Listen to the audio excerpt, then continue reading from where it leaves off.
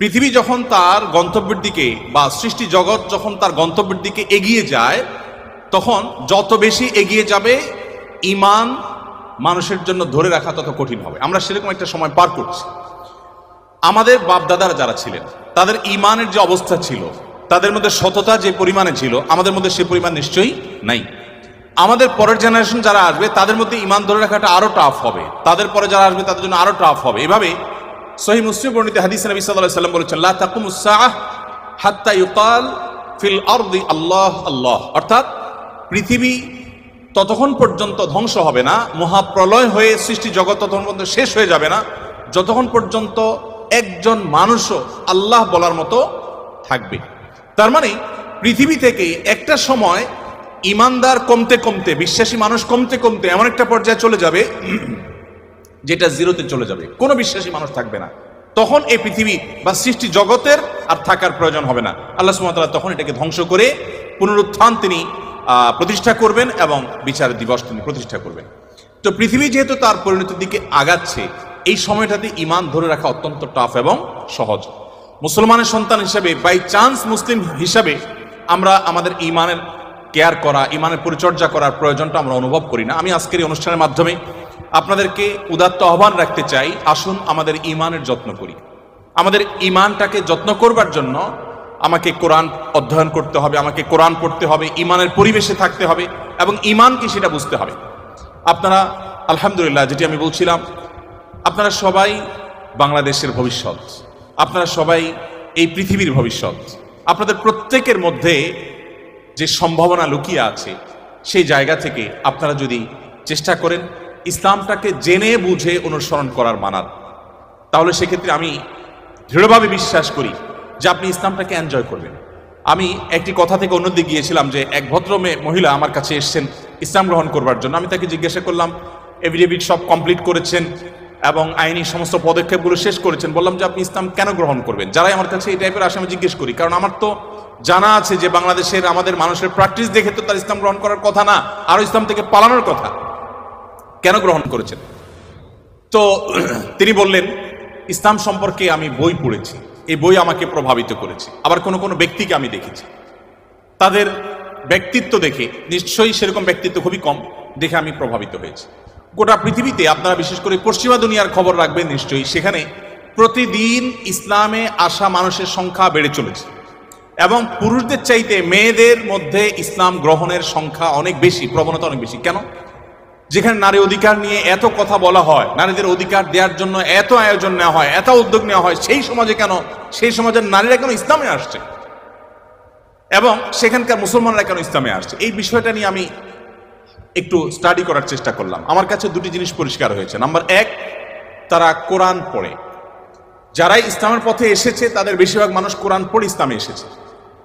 এবং ওমর রাদিয়াল্লাহু তাআলার কথা আপনারা জানেন, গোটা পৃথিবীর ইতিহাসে প্রবাদ তুল্য শাসকদের একজন, ন্যায় বিচার প্রতিষ্ঠার ক্ষেত্রে দৃষ্টান্ত স্থাপন করা মানুষদের একজন, সে ওমর রাদিয়াল্লাহু তাআলা আনহু। তার ইসলাম গ্রহণের ইতিহাসও আপনারা জানেন। তিনি কিন্তু নবী সাল্লাল্লাহু আলাইহি সাল্লামকে হত্যা করার দায়িত্বে নিয়োজিত হয়ে সে দায়িত্ব পালন করার জন্য যাচ্ছিলেন। প্রতিমধ্যে তিনি তার বোন ভগ্নিপতির কণ্ঠের তেলাওয়াত শুনেছেন। এই ঘটনা বিভিন্ন ভাবে বর্ণিত হয়েছে, আপনারা জানেন। সেই তেলাওয়াত তাকে এতটা প্রভাবিত করেছে যে তিনি হত্যার পরিবর্তে বরং মুহাম্মদ সাল্লাল্লাহু আলাইহি সাল্লামের কাছে হাত দিয়ে তার হাতে ইসলাম গ্রহণ করেছেন। তার মানে কোরআন সামান্য একটু শোনার পর তার ভিতরে এরকম প্রভাব পড়েছে। আপনাদেরকে আরেকটা গল্প শোনাতে চাই। তোফাইল ইবনে আমর আদ-দুসি একজন বড় মাপের কবি ছিলেন ইয়েমেনের। শুধু বড় মাপের নয়, আমরা জাতীয় কবি বলে, তখনকার জাতীয় কবির কালচারভাবে ছিল না, যদি থাকতো হয়তো তিনি ইয়েমেনের জাতীয় কবি থাকতেন তখনকার। তোফাইল ইবনে আমর আদ-দুসি, দুস ওনার গোত্রের নাম। উনি যেহেতু বড় সাহিত্যিক এবং কবি ছিলেন এবং সেই সময়ে কবি সাহিত্যিকদের অনেক কদর ছিল, বড় বড় রাজদরবারগুলোতে কবি সাহিত্যিকদেরই পদচারণা সবচেয়ে বেশি ছিল এবং সবচেয়ে বড় পুরস্কারগুলো তারাই জিততেন। প্রশংসা করে রাজাদেরকে বিভিন্ন কবিতা, বিভিন্ন পংক্তি, বিভিন্ন লেখা এগুলো উপহার দিলেই পুরস্কার পেতেন। তো তোফাইল ইবনে আমর আদ-দুসি যেহেতু সাহিত্যিক ছিলেন, ভিআইপি ছিলেন, তিনি মক্কা উমরা করতে এসেছেন। মুহাম্মদ সাল্লাল্লাহু আলাইহি সাল্লাম তখন গোপনে ইসলাম এর দাওয়াত দিচ্ছেন। মক্কায় আসার পর তার বন্ধু বান্ধব যারা মক্কায় ছিলেন কবি সাহিত্যিক, তারা বললেন, দেখো আমাদের এখানে তো একটা লোক, তার কথা শুনলেই মানুষ তার জাদুতে আক্রান্ত হয়ে যায়, বাপদার ধর্ম ছেড়ে দেয়। তো তোমার ব্যাপারে আমরা আশঙ্কা করছি যে তুমি এরকম অবস্থার মধ্যে পড়তে পারো। তাহলে একটা বুদ্ধি হলো, তুমি কানের মধ্যে তুলো দিয়ে রাখো, দোনো কানের ফুটো এমনভাবে বন্ধ করে দাও যে তুমি ওমরা যখন করবা, তওয়াফ করবা, সাই করবা, এই টাইমে যাতে ওই ভদ্রলোকের কোনো কথা তোমার কানে না আসে। অ্যাটলিস্ট এই সময়টা তুমি এভাবে একটু পার করো। তিনি তাদের পরামর্শ অনুযায়ী দোনো কান বন্ধ করে ফেললেন এবং তিনি ওইভাবে কিন্তু ওমরার কাজ শেষ করলেন। একটা পর্যায়ে তার মনে হলো যে আমি এত বড় সাহিত্যিক মানুষ, বুদ্ধিজীবী মানুষ, পড়াশোনা করা মানুষ, একটা মানুষ কথা বলবে আর আমি গলে যাব, ভুলভাল বললেও আমি সেটা মেনে নেব, আমি তো এত অর্বাচীন না, আমাকে এত ভয় কেন পেতে হবে। তিনি কানের তুলো খুলে ফেলে দিলেন এবং এরপর তিনি হারামের কোন এক জায়গা থেকে কোরআনের কিছু আয়াতের অংশ বিশেষ তার কানে আসলো। আসার পর তিনি সাহিত্যিক মানুষ, বুঝলেন যে এটা তো এই মানের ভাষা, এই মানের সাহিত্য, এটা তো কোনো মানুষের রচনা হতে পারে না, বা এই ধরনের রচনা তো আমি আগে পড়ি নাই, এটা তো একটু ব্যতিক্রম মনে হচ্ছে। তিনি তখন মুহাম্মদ সাল্লাল্লাহু আলাইহি সাল্লামকে অনুসরণ করতে শুরু করলেন। পেয়ে গেলেন আলী রাদিয়াল্লাহু তাআলাকে, সম্ভবত আলীরই তেলাওয়াত শুনেছেন। তখন আলী রাদিয়াল্লাহু তাআলাকে বললেন, দেখো আমাকে তার কাছে নিয়ে যাও, মুশকিল হলো আমার বন্ধু বান্ধবরা দেখলে তো আমার জাত যাবে, বা তারা আমাকে এমন আছে টর্চারও করতে পারে, তাহলে এক কাজ করো, নিয়ে চলো। আলী সামনে সামনে যাচ্ছেন, উনি পিছিয়ে পিছিয়ে যাচ্ছেন। যে পরে তিনি ইসলাম গ্রহণ করলেন এবং তিনি অনেক টর্চারের মুখোমুখি হলেন। তার মাধ্যমে ইয়েমেনে ইসলাম ঢুকে প্রথম ব্যক্তি ইয়েমেন থেকে ইসলাম গ্রহণ করা। আমি আপনাকে 50টা ঘটনা শোনাতে পারবো যে মানুষগুলো ইসলাম গ্রহণ করেছেন শুধুমাত্র কোরআন স্টাডি করে, কোরআন পড়ে। আমি আপনাদেরকে আজকে আহ্বান করে যেতে চাই, বাই চান্স মুসলমান আমরা যারা আছি, আমরা একটু ইসলামটাকে বোঝার চেষ্টা করি, আমরা ইসলামটা একটু জানার চেষ্টা করি। আমরা অনেকে মনে করি কোরআন হাদিস এগুলো হুজুরদের সাবজেক্ট, এগুলো শুধু ওনারা পড়বেন, আমরা শুধুমাত্র হুজুরদের মুখের দিকে তাকিয়ে থাকবো আর শুনবো। আপনি সেই ধর্মের অনুসারী, যে ধর্মের প্রথম নির্দেশ কিন্তু নামাজ পড়া নয়, যে ধর্মের প্রথম নির্দেশ কিন্তু রোজা রাখা নয়, যে ধর্মের প্রথম নির্দেশ হলো ইকরা, তুমি পড়ো। আপনি সেই ধর্মের মানুষ, যেই ধর্মে আপনাকে জ্ঞান ভিত্তিক দ্বীন আপনাকে গ্রহণ করতে বলা হয়েছে। আল্লাহ সুবহানাহু ওয়া তাআলা কোরআনে বলেছেন, ফাআলাম আন্নাহু লা ইলাহা ইল্লাহু। ইমাম বুখারী রাহমাতুল্লাহ আলাইহি কোরআনের পর সবচেয়ে বড় বিশুদ্ধতম আপনার ব্যাখ্যা গ্রন্থ, সেখানে আল্লাহ রাব্বুল আলামিন যে কোরআনে আয়াতে বলেছেন, এর আলোকে ইমাম বুখারী রাহমাতুল্লাহ একটা অধ্যায় রচনা করেছেন। আপনারা জেনারেল ব্যাকগ্রাউন্ডের মানুষ, আপনাদেরকে আমি কিছু এমন তথ্য দিতে চাই যেগুলো হয়তো আপনাদের জানা নেই, এবং সেটা এই জন্য দিতে চাই যে মুসলমানদের জ্ঞান বিজ্ঞানের চর্চা কোন লেভেলে ছিল, বিজ্ঞান তো বটে, সাধারণ জ্ঞানের চর্চাও কোন লেভেলে ছিল। ইমাম বুখারী রাহমাতুল্লাহর যে বুখারী শরীফের কথা আপনারা শুনেন, এই বুখারী শরীফ এটার যে শুধু ইয়েগুলো আছে, টাইটেলগুলো আছে, অধ্যায় এবং পরিচ্ছদের যে শিরোনামগুলো আছে, শুধু এই শিরোনামগুলোর ব্যাখ্যায় ভারতবর্ষের লেখক আছে, সারা ওয়ার্ল্ডের অন্যান্যগুলো বাদই দিলাম। শাইখুল হাদিস জাকারিয়া রাহমাতুল্লাহ আলাইহি ভারতের সাহারানপুরের উত্তরপ্রদেশের, তার লেখা আত-তারাজুম ওয়াল আবওয়াব আছে। আপনার এই টেবিলের এই মাথা থেকে মাথা পর্যন্ত হয়ে যাবে সবগুলো ভলিউম রাখলে।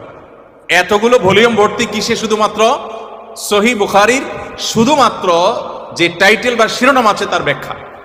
এবং এগুলো এতটা একাডেমিক এবং এতটাই আপনার ডিপ নলেজের বিষয় এবং এলমি বিষয়, একাডেমিক বিষয়, যে আপনি যদি এখানে প্রবেশ করেন তাহলে আপনি এটার ভেতরে শুধু ঢুকতেই থাকবেন এবং সামনে আগতে থাকবেন। এটা আমাদের ঐতিহ্য। যাই হোক, তো ইমাম বুখারী রহমতুল্লাহ আলাইহির একটা অধ্যায়ের শিরোনাম ছিল এরকম যে তিনি লিখেছেন বাবুল কাউলি বিল ইলমি, বাবুল ইলমি ক্বাবলাল কাউলি ওয়াল আমালি বিহি। অর্থাৎ সে অধ্যায় এখানে রচনা করা হচ্ছে, যে অধ্যায়ে প্রমাণ করা হবে ইসলাম কোনো কথা বলবার আগে, কোনো কাজ করবার আগে মানুষকে সেটা জানার নির্দেশ করে। অর্থাৎ আগে জ্ঞান অর্জন করো, তারপরে তুমি করো। ইভেন আল্লাহ সুবহানাহু ওয়া তাআলা কোরআনে বলছেন ফাআলাম আন্নাহু লা ইলাহা ইল্লাহু, আল্লাহ ছাড়া সত্যিকার ইবাদতের উপযুক্ত আর কেউ নেই, এই কথার জ্ঞান তুমি অর্জন করো। দেখুন, আল্লাহ সুবহানাহু ওয়া তাআলা কিন্তু বিশ্বাসের কথাটাই বলছেন, কিন্তু জ্ঞান দিয়ে বলছেন। তার মানে তুমি জানো কেন আল্লাহ ছাড়া সত্যিকারের কেউ ইবাদতের উপযুক্ত থাকতে পারে না, কেন একাধিক স্রষ্টা থাকতে পারে না, কেন তুমি সেই জিনিসটা জানার চেষ্টা করো। কেন বলতে আমি এখানে আল্লাহ সুবহানাহু ওয়া তাআলা দর্শন জানতে নির্দেশ করেছেন তা নয়, আল্লাহ বলেছেন যে এই বিষয়ের স্বচ্ছ ধারণা এবং ইলম যেন আমাদের মধ্যে আসে। কিন্তু দুঃখজনক, আমরা কোরআন পড়ি না, আর পড়লেও বুঝে পড়ি না। পৃথিবীতে সবচেয়ে বেশি পাঠ করা হয় যে গ্রন্থ সেটা কোরআন। কোরআনের চাইতে বেশি পাঠ করা হয় সর্বযুগে সর্বকালে এরকম আরেকটি গ্রন্থ পৃথিবীতে নেই যে এত বেশি পরিমাণে পাঠ করা হয়। আর দুঃখজনক সত্য এটাও যে পৃথিবীতে না বুঝে পাঠ করার ক্ষেত্রে কোরআনের চাইতে আর বিকল্প বা আরেকটা গ্রন্থ আপনি খুঁজে পাবেন না। কোরআনই একমাত্র গ্রন্থ যে আমরা মুসলমানরা সেটাকে না বুঝেই শুধুমাত্র পড়ি। হ্যাঁ, কোরআন না বুঝে পড়লেও আপনি সওয়াব পাবেন, এটা একটা কাজ হবে। না বুঝে পড়লে কি লাভ হবে আমরা অনেকে বলি। আজকাল আপনারা জানেন অনেক টেকনোলজি আবিষ্কার হয়েছে, আপনারা টেকনোলজির লোক, যে একটা সিম্পল জিনিস আমাদের সবার হাতে হাতে আছে, স্মার্টফোন। আমরা যদি বলি হাই শ্রী কল অমুক, সাথে সাথে কিন্তু আপনার কোনো টিপাটিপি ছাড়াই সেই অমুককে কল করবে, মোবাইল করবে না ডিভাইস।